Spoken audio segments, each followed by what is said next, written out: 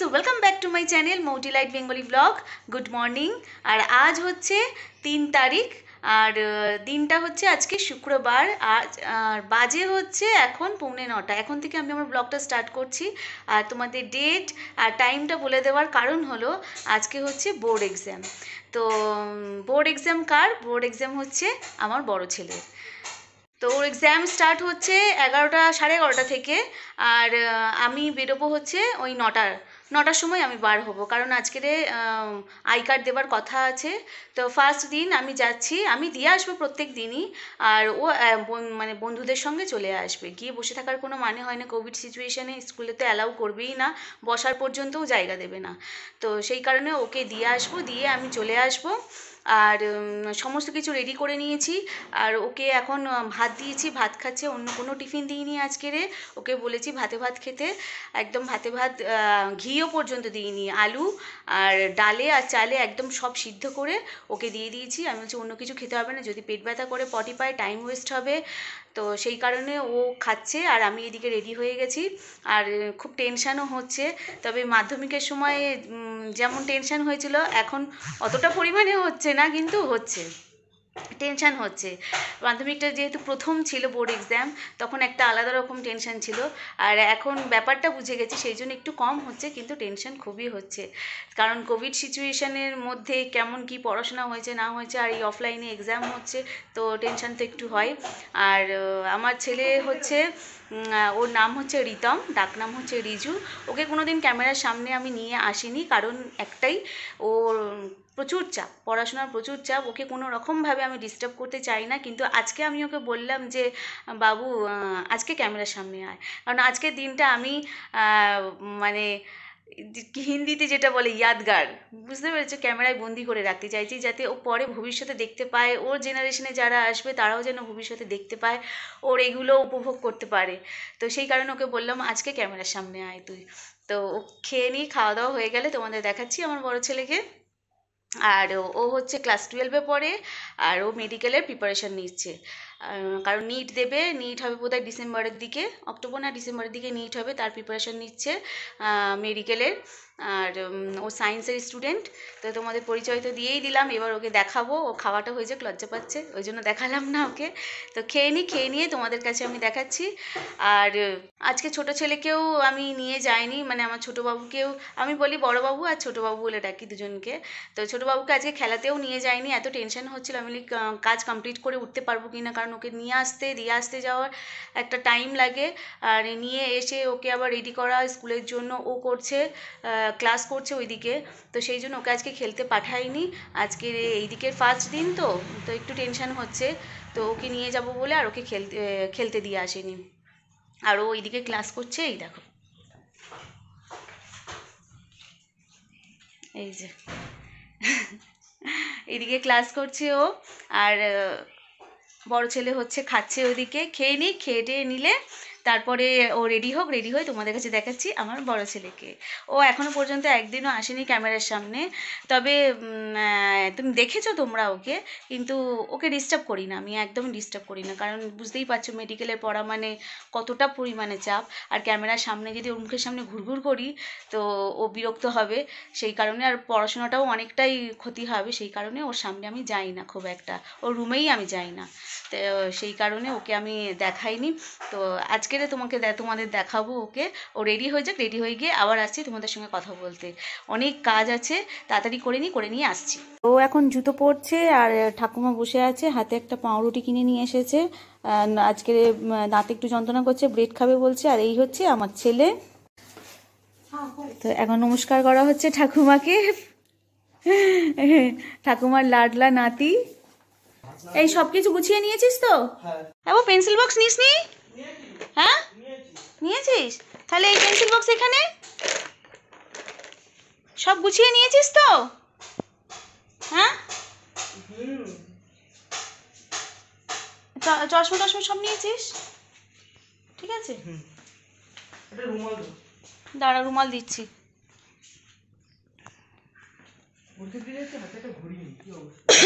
ঘড়িটার ব্যাটারিটা শেষ হয়ে গেছে, তুই তো নিয়ে বললিও না, বাজারে কতবার গেলাম, তাহলে তো চেঞ্জ করিয়ে দিতাম। পিয়ে চেঞ্জ করিয়ে নিয়ে এলাম সেদিনকারে, পি ছিল পিয়ের ঘড়িটা চেঞ্জ করে নিলাম। আমার আর কত কি মনে থাকবে। পাপা বলেছে স্যাটারডেতে যাবে আর আমার ঘড়িটা ঠিক করে এনে চলে আসবো। আমার ঘড়িও ব্যাটারি শেষ হয়ে গেল।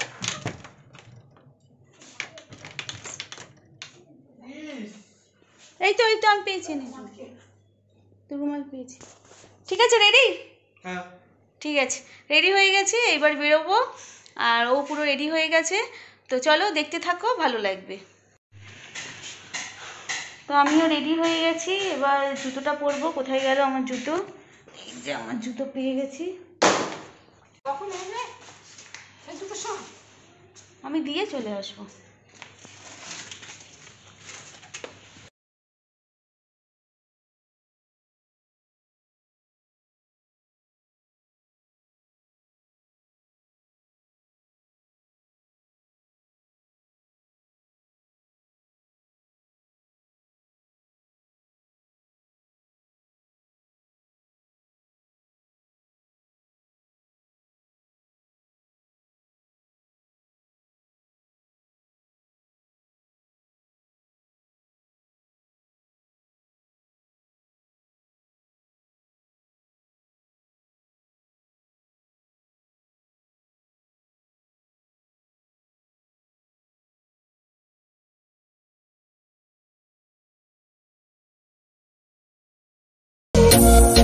CBSE board roll number. Before going to the rooms, please. ছেলেকে স্কুলে দিয়ে আমি বাড়ি ফিরছি, আর ফেরার পথে একটু সবজি আর তার সঙ্গে একটু মাছও কিনে নিচ্ছি। মাছটা মা কিনতে বলেছিল, তাই একটু মাছও কিনে নিলাম। তো ফাইনালি আমি বাজার থেকে বলছি, স্কুল থেকে চলে এসেছি। আর আসার সময় এই দেখো বাজার করে এনেছি।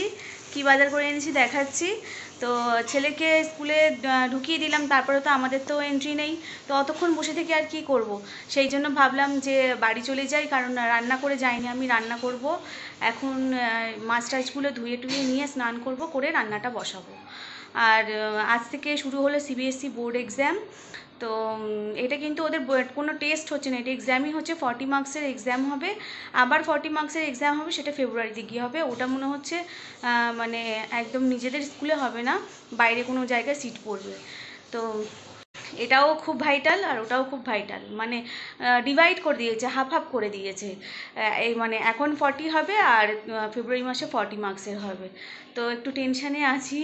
ওকে দিয়ে চলে তো এসেছি, কিন্তু মনটা কিন্তু করছে, একটু ভয় লাগছে। তো চলো বাজারগুলো রেখে স্নান করব, করে নিয়ে তারপরে রান্না বসাবো। এখন অনেক কাজ আছে, আর মা এখানে তো বাসন রেখে দিয়েছে, আপাতত রাখি। মাও কিছুটা বাজার করে নিয়ে এসেছে, বলেছিলাম, মাকে টাকা দিয়ে গেছিলাম বাজার করার জন্য। ও আর এখানে এই দেখো সবজিও কেটে রেখেছে, এই যে ও না, তোমরা দেখতে পাচ্ছ না, দাঁড়াও।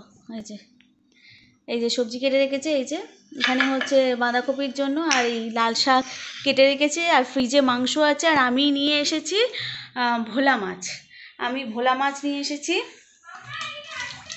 হ্যাঁ যাচ্ছি, দাদাকে স্কুলে ঢুকিয়ে দিয়ে আর আমি চলে এলাম। আমাদের তো আর এন্ট্রি নেই। ও একলা আসবে? হ্যাঁ, ও একলা চলে আসবে। বেশি দূরে তো রাস্তা নয়, ওই 35 to 40 মিনিটস লাগে যেতে। তো সেই কারণে ওকে দিয়ে আর চলে এলাম। মা এখানে কি করছে? ঘুমিয়ে এনেছে।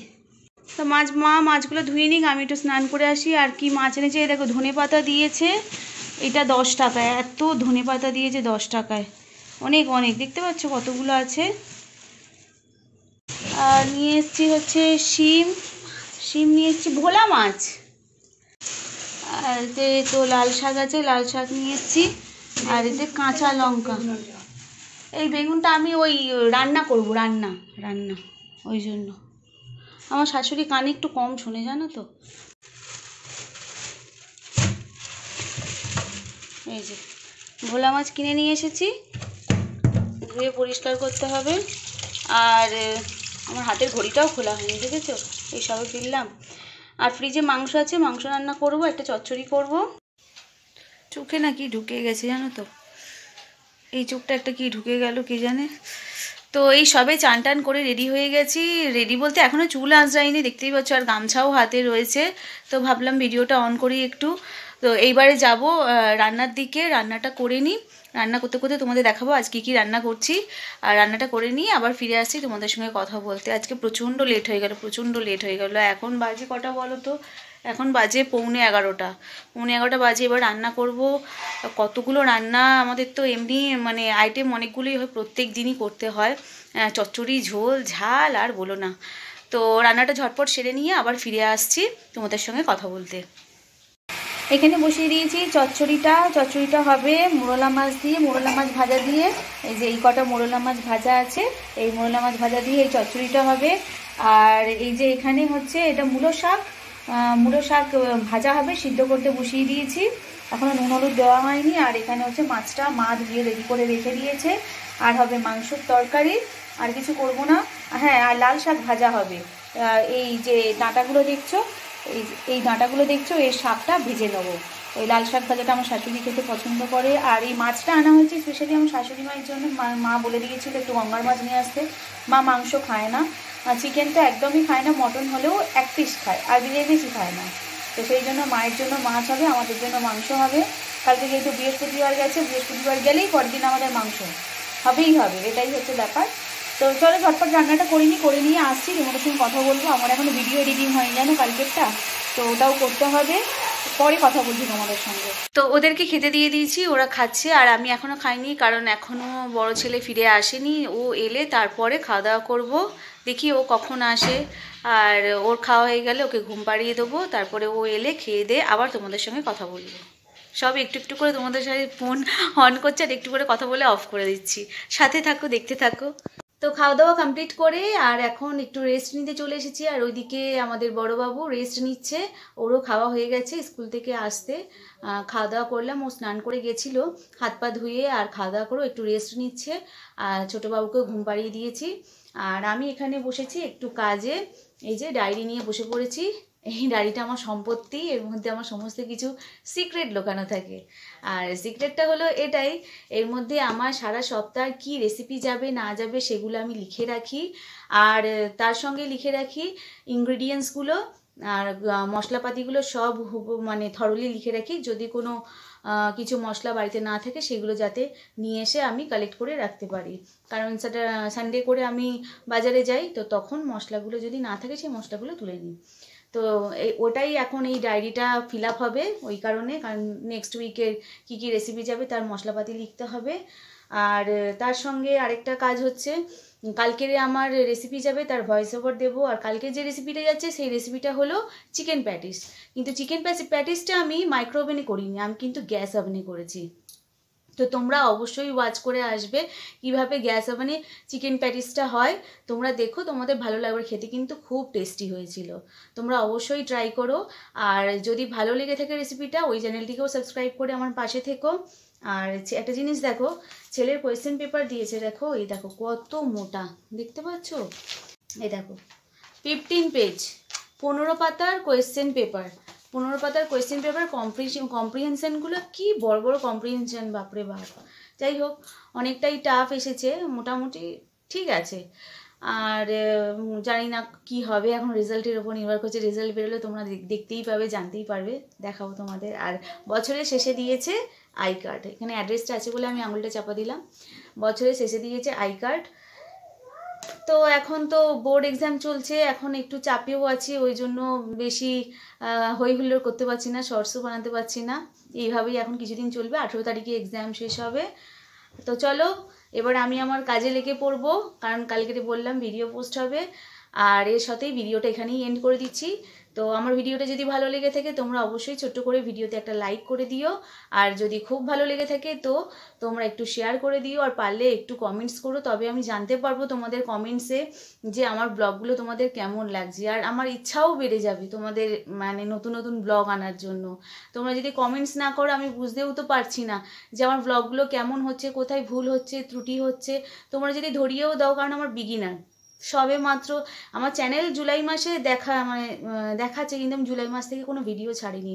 আমি এই গত 2 মাস ধরে বোধহয় আমি ভিডিও দিচ্ছি। 1 মাস তো একটা ভিডিও দিয়ে আর কোনো ভিডিওই দিইনি, এই 1 মাস ধরে কন্টিনিউয়াসলি ভিডিও দিচ্ছি। তো একটু সাথে থেকো, সাপোর্ট করো। আর যদি ভিডিওটা ভালো লেগে থাকে অবশ্যই শেয়ার করো, আর যদি নতুন চ্যানেলে ভিজিট করে থাকো কেউ, চ্যানেলটিকে সাবস্ক্রাইব করে আমার পাশে থেকো, এটা আমার অনুরোধ রইল, এটা আবদারও বলতে পারো। তো ভালো থেকো, সুস্থ থেকো, আগামীকাল আবারও দেখা হবে নতুন কোনো একটা ব্লগের সাথে। ততক্ষণ bye and take care, love you guys.